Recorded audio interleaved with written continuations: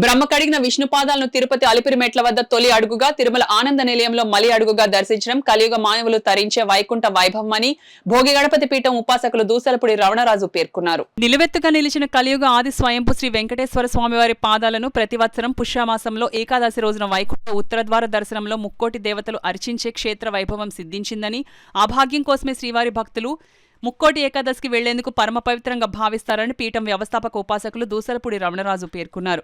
శనివారం ఉదయం సుప్రభాత వేళలో పీఠంలోని శ్రీవారి పాదాల వద్ద 62వ జపయజ్ఞం పారాయణం నిర్వహించారు. సప్తగిర్ల హారతితో సహస్ర నామార్చన జరిగింది. ధనుర్మాసంలో మొదటి శనివారం 21న కన్యలతో శ్రీవారి 64వ వ్రత పూజ జరుగుతుందని నిర్వాహకులు తెలియజేశారు.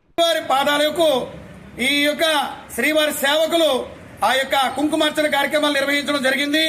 మరి ధనుర్మాసం 16వ తారీఖు నుంచి ప్రారంభమవుతుంది కాబట్టి ఆ యొక్క ధనుర్మాసం వచ్చేటువంటి మొదటి సోమవారం నాడు కన్యలతోటి, అదేవిధంగా రెండవ శనివారం నాడు వివాహం జరిగి ఉన్నటువంటి దంపతులకి సంతానాన్ని కోరుకునేటువంటి వారితోటి, అదేవిధంగా మూడవ శనివారంలో సంతానం కలిగి ఉండి వివాహాలు చేస్తున్నటువంటి దంపతులతోటి, అదేవిధంగా మనవలకి వివాహాలు పూర్తి చేసి ఉన్నటువంటి దంపతులు ఎవరైతే ఉన్నారో వారితోటి, గంగా భాగీరథి సమానమైనటువంటి అంటే ఇంటి పెద్ద కాలం చేసి ఉన్నటువంటి ఆ ఇంట్లో ఆడవారు ఎవరైతే ఉంటారో వారు సాక్షాత్తు ద్వైత స్వరూపులు. అటువంటి వారితోటి కూడా ఆఖరి శనివారం నాడు శ్రీవారి జపయజ్ఞ పారాయణ కార్యక్రమాలు జరుగుతున్నాయి.